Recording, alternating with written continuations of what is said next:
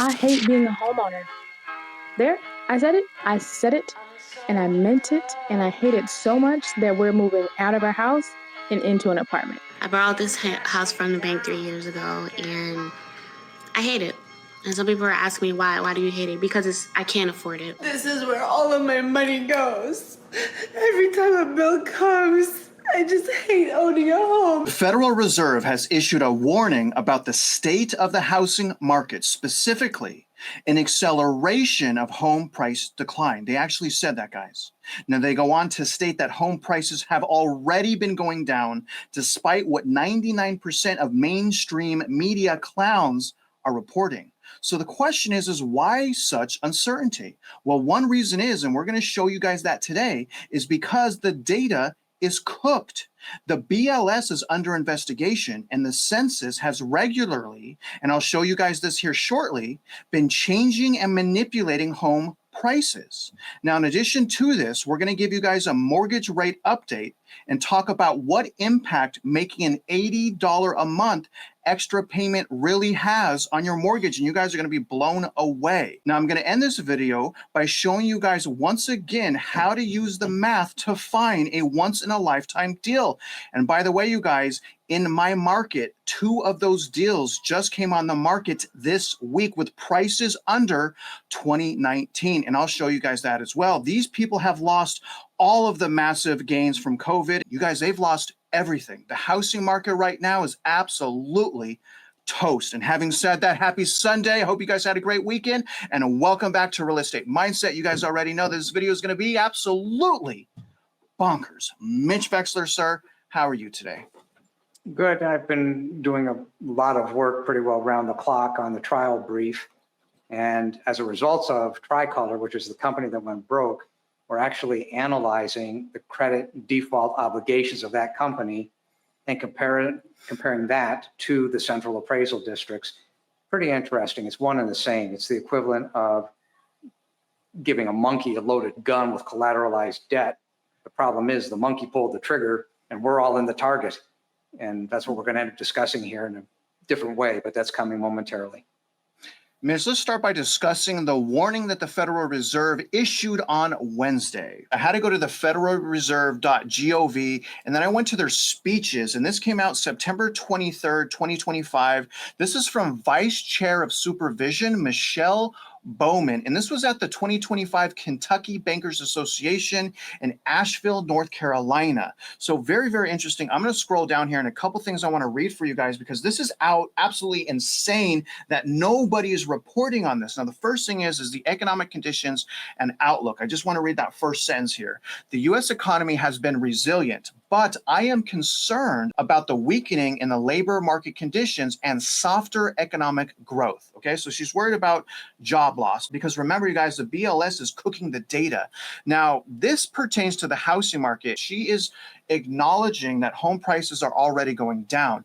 Declines in housing activity, including single-family home construction and sales, have been accompanied by higher inventories of homes for sale and falling house prices. Okay, she says it there, and I'll show you guys this in the census as well, suggesting that housing demand has also weakened.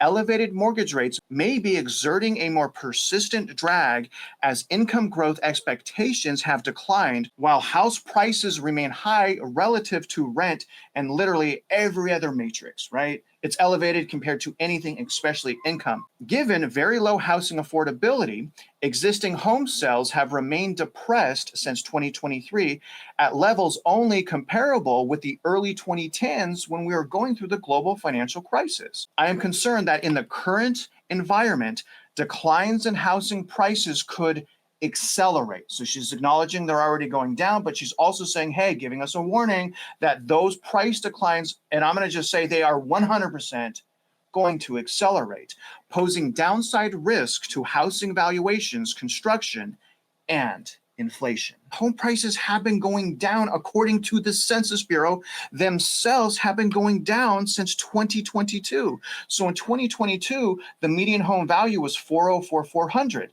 But look at in 2023, it went down, you guys, to 385. And then in 2024, it still didn't hit where home prices were in 2022. They're sitting at 391,500. So why haven't they been warning us that home prices have been going down? And it's not just the census. Zillow is finally reporting nationwide nominal home price decline. This is the first time in a very long time that Zillow has been showing this. Now it's only showing 0.01%, but nevertheless, you can't say home prices are still going up. You can't say that, Dave Ramsey. When we go to the median sales price for homes sold in the United States, this is for new residential construction. They've been going down since 2022.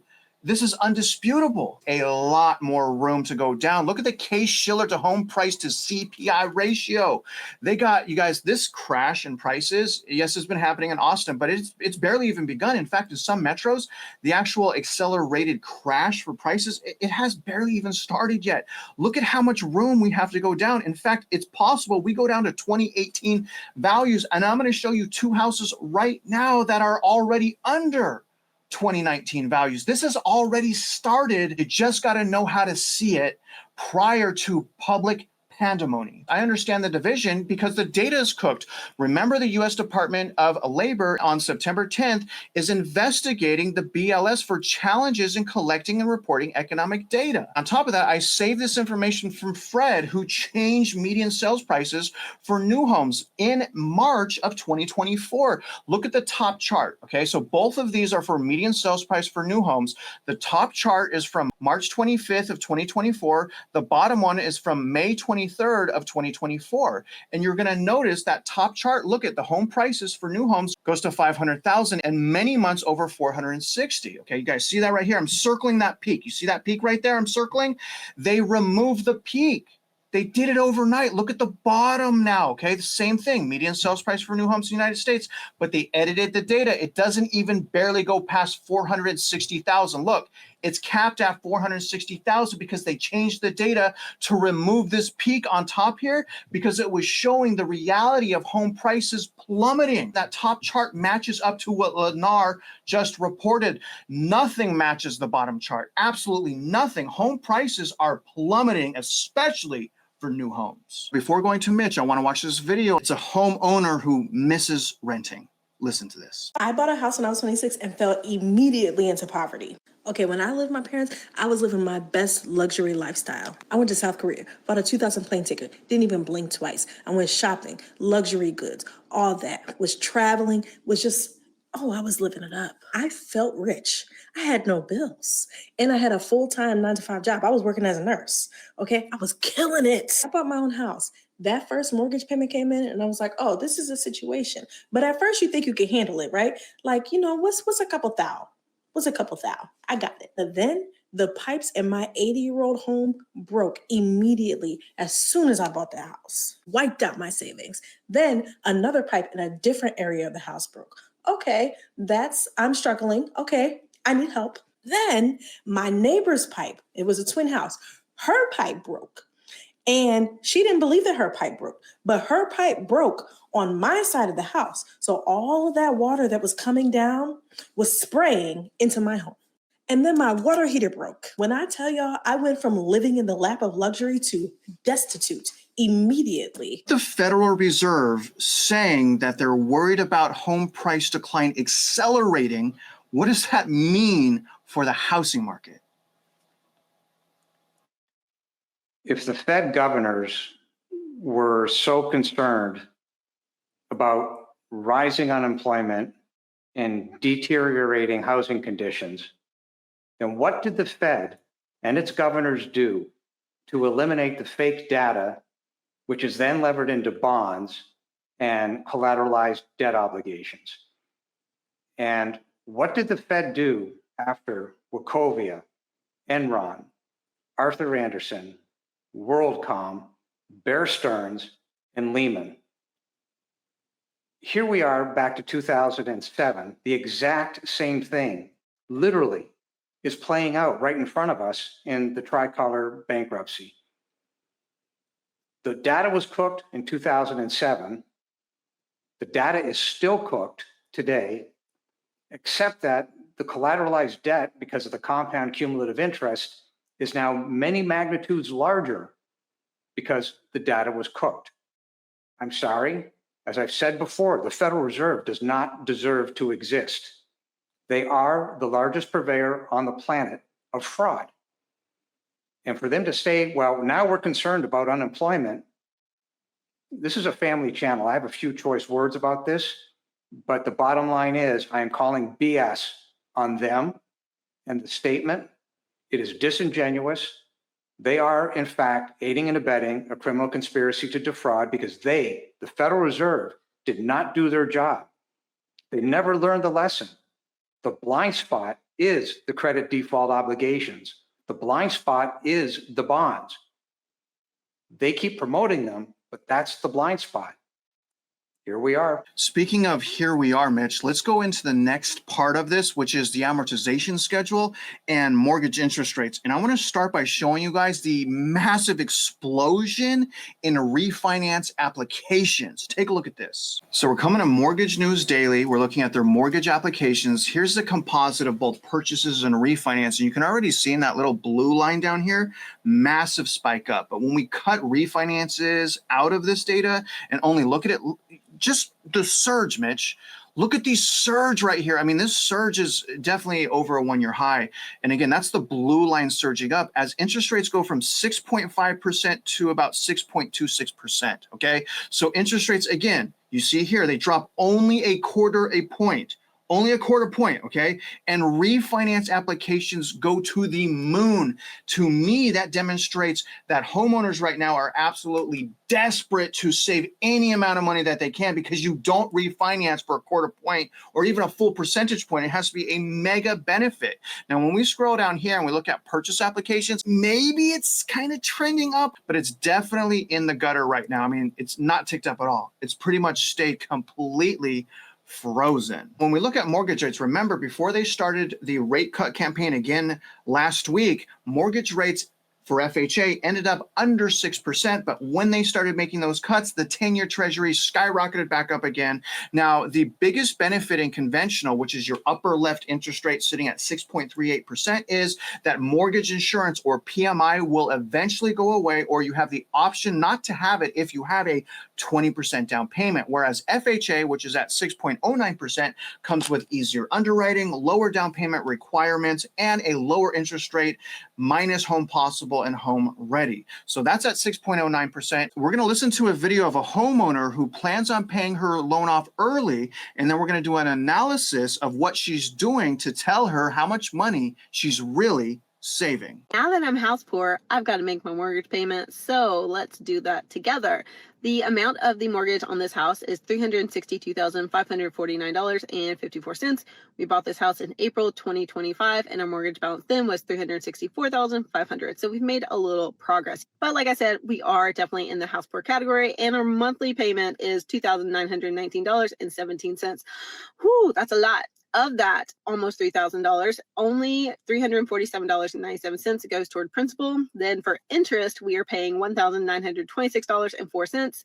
And our escrow is $645.16. So that's a lot that's going toward interest when we make this payment this month. But because I don't want to be paying this huge amount for 30 years, I am paying a little bit extra toward reducing the mortgage balance every single month. So I rounded up my mortgage payment to $3,000, which means I put an extra $80.83 directly toward principal, and I paid a full payment of $3,000 toward the mortgage.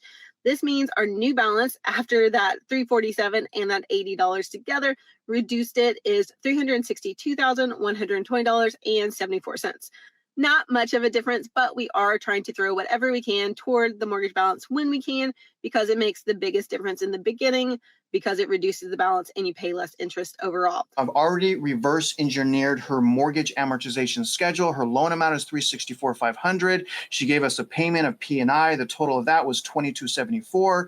which means her interest rate, unfortunately, is 6.375%. Now, what I did, you guys, is I put the $80.83 here for extra monthly payments, and I calculated this, and she's actually going to save. Look at this. She turns her loan from a 30-year loan into a 27-year, 3-month loan, and just by making an $80 extra payment every single month, she saves. This is how important this is. So important, guys. She saves $50,775 by only making an $80 extra payment per month. That is absolutely exceptional. So let me show you what happens if you don't do the right thing by comparing renting versus owning. So I took a $555,000 10% down payment to bring it to a $500,000 loan amount. Same interest rate, 6.39%, 2% tax rate, $3,000 homeowners insurance, 0.55% for PMI. When we tack on property taxes, homeowners insurance, and PMI, the total out-of-pocket expense over 30 years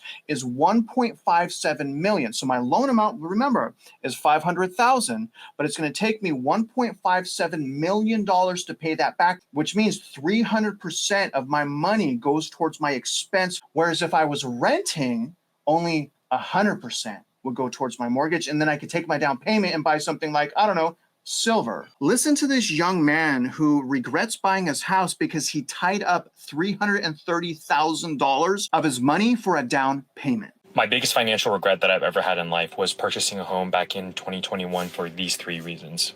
Number one, I had to put a 30% down payment on my home.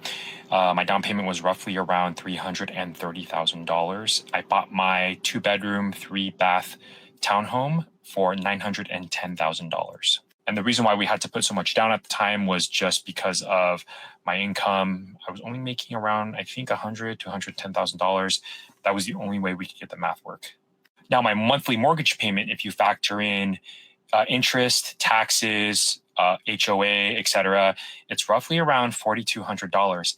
If I was renting right now, I could probably rent a really nice 2-bedroom condo or an apartment for $3,500. So that would save me $700 a month.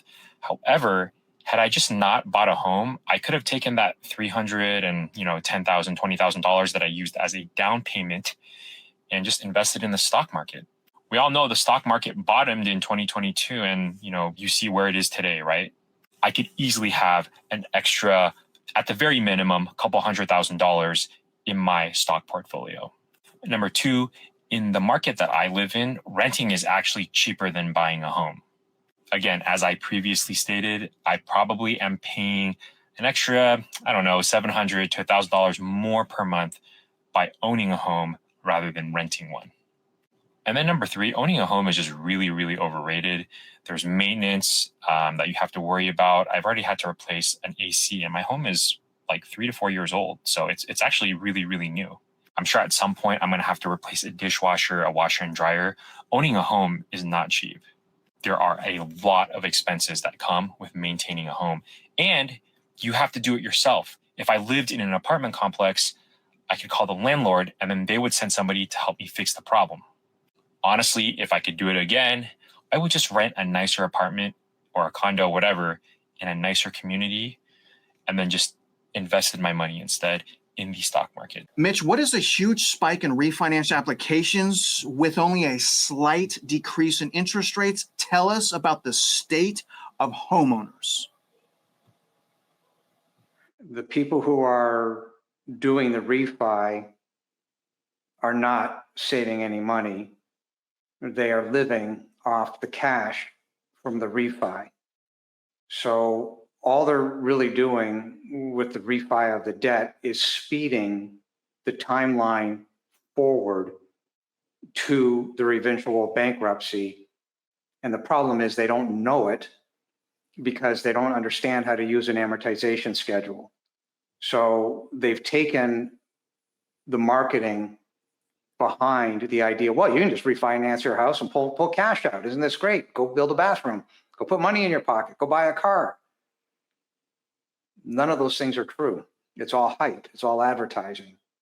And when you get suckered in, the problem is, as we've said multiple times, if a spouse loses a job, real estate taxes balloon out of sight, whatever the issue is, that puts that family in immediate harm's way by virtue of the refi, you would be much better off saying, we're not refinancing, we're going to grin and bear this as best we can without spending more money, because the fees are involved in a refi, and you do not put money in your pocket. You think you do, but you don't, because it speeds the eventual timeline of bankruptcy more than likely within 24 months. That's just the way that the math works. And to Travis's point on these amortization schedules and what I just referred to on the amortization schedule, the reason why it's so important is that an amortization schedule, if you pay down an extra amount per month, is the exact equivalent of a sinking fund.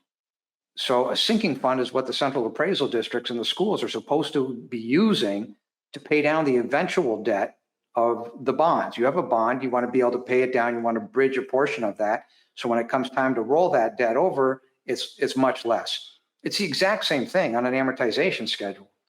Well, the point of the matter is the school districts, most of them don't use the sinking fund. So when the debt comes due, just like mom and pop we're talking about here, when the debt comes due, they say, well, okay, we're just going to end up rolling the bond debt forward, and we're going to roll the interest rate up because they didn't use the sinking fund. People who say, well, I'm going to refi, they didn't use the sinking fund, which is the amortization schedule. So what we really have here is a lack of education on understanding how to use the amortization schedule and not follow the crowd. You follow these bank crowds and these people are saying, do this and do that because it's all great. Let's go and live on luxury items. It's a one-way ticket into hell. In other words, slow your roll and do the math. And speaking of doing the math, I'm going to show you guys right now how to find the deal of your dreams at the same time that I show you guys 2 properties that are now listed for under 2019 values. Here's the multiple listing service right now in Houston. Now, as you guys see, there's 70,890 listings, but I have to condense that data because I only want to look at houses that are under 2019 values. I go down here to the price per square foot and I put $80 to $100. Now I used to put $100 to $120, but I have so much inventory in my market, I went down an entire $20 tier. And there's still over 1,000 houses. So what I just did by doing that is I took 70,000 listings and I condensed that down, as you guys see here, to 1,000 listings. I have a map with listings, again, that should be under 2019 values. Now, don't forget, you got to do a subdivision analysis. In order to do that, you can go to my website here, realestatemindset.org, and download this form right here called Subdivision Analysis Form. If you need to know how to use this form, you can take this free course right here to learn how to use this. Everything we're looking at now should be under market value. So when I click this listing here, we see that this home is being listed for $250,000, or rather $89, guys, $89 per square foot. And I'm going to show you that I've already walked this house. So you're about to see a video of me walking this house. But what I have to do now is I have to take down the important information that I'm finding here. First of all, the subdivision, because we have to do a hyper local review. I've checked a 1-year comp analysis. Here's the subject property's address, the purchase price right here. The size of the property is super important. And then the property taxes is also important if I'm going to do a cash flow analysis. Now, after that, the only thing I need, and really what you guys have to figure out, is what the market home value is, price per square foot. So what did the comp sell for over the last year in that subdivision, price per square foot? So I go back to the MLS and I condense the data to only the subdivision. You guys see that right here. And I only want to look at sold property.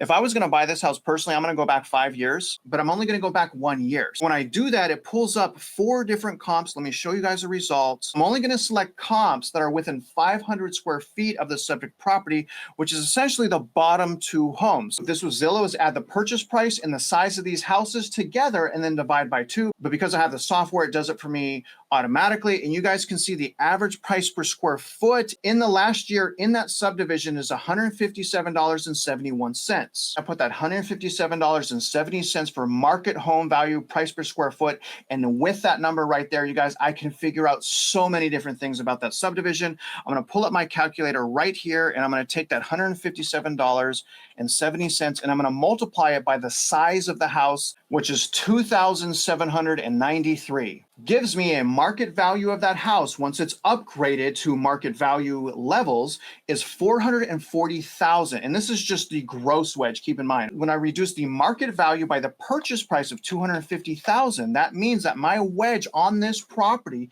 is $190,000. I know what some people are thinking. They're like, Travis, that's just a one-off. It's just a one-off. There's no other properties like that. Well, those people would be wrong because this property just came on the market a couple days ago. Look at this. Another home in Kingwood for less per square foot, $86.98. And this is also a foreclosure with a pool. So this is being sold for less per square foot with a pool. And if I wanted to do an analysis on this, all I would do is the same thing I just did, but for this subdivision right here of Trailwood Village. And let me show you guys some of these pictures. Look at this. When I first saw this, I'm like, wow, this house is in great condition.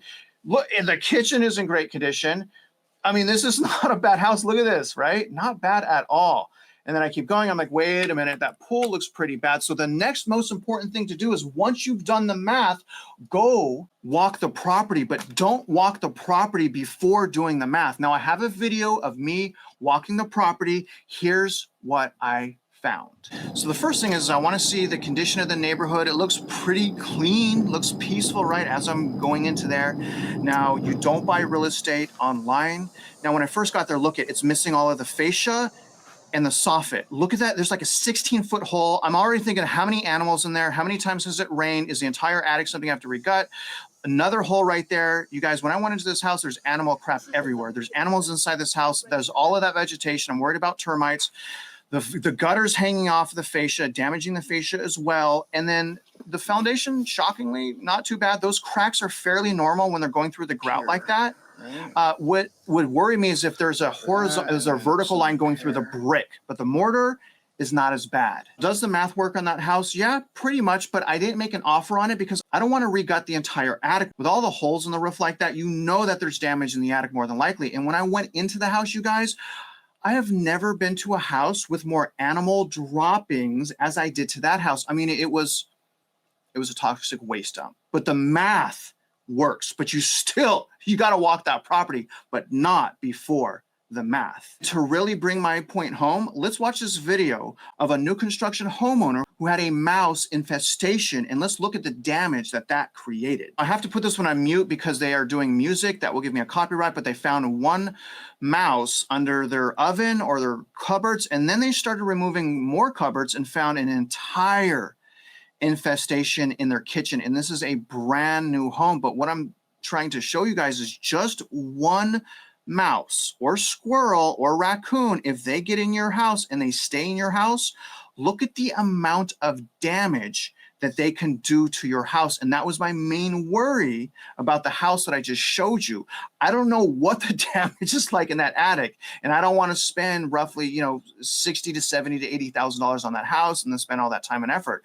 I would rather just wait for another house to come on the market, and another one did 2 days later. Look at this damage, you guys.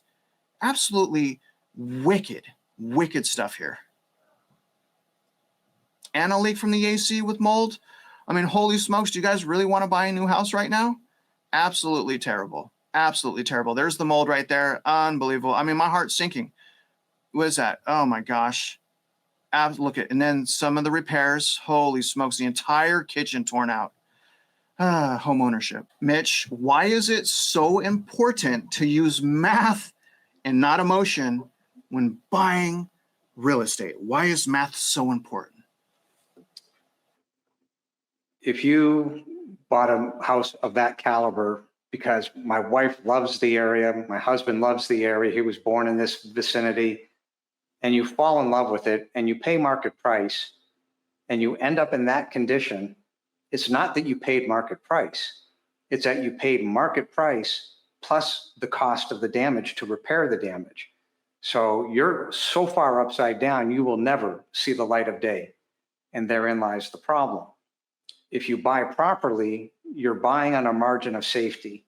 And I want to go back on one thing that Travis may forgot to say. If you're going to walk a property, word to the wise, get permission first. Don't just show up and walk a property. better to have permission. And just to be clear, Mitch, I did have permission to go to that property, obviously because I'm a realtor, but you're 100% right. Don't just show up to a property. You have to get permission from a realtor. And you guys will notice I didn't do any filming on the inside of the property for privacy reasons, but it was shockingly bad. For the next few weeks, in each and every one of my video descriptions, we have a call of action to you guys, and we're asking you guys to mail a letter of support for the amicus and for the case that Mitch has. Now, I have all of the mailing information right here. This is in every video description. I have all the information here, the case number, and I have a brief letter of support, kind of just some ideas of what we need you guys to say. So if you guys support his new amicus and abolishing property taxes, and you guys want to make a difference, make sure to make this letter. It should only take you guys about 15 minutes, and mail that to the information up here. And then you guys can click this for the new amicus if you want to read it. And then here's the talking points right here. It's a one-page document if you really want to know what's going on. But I'm telling you guys right now, we need your help, and we will not, Mitch and I will not stop fighting. We're going to use everything we have to finally abolish property taxes. And having said that, I love you guys. You are important. Don't lose hope. Make goals and go after your goals. Don't give up. And other than that, guys, if you're out there investing in real estate, you guys already know we wish you luck, and we hope you win.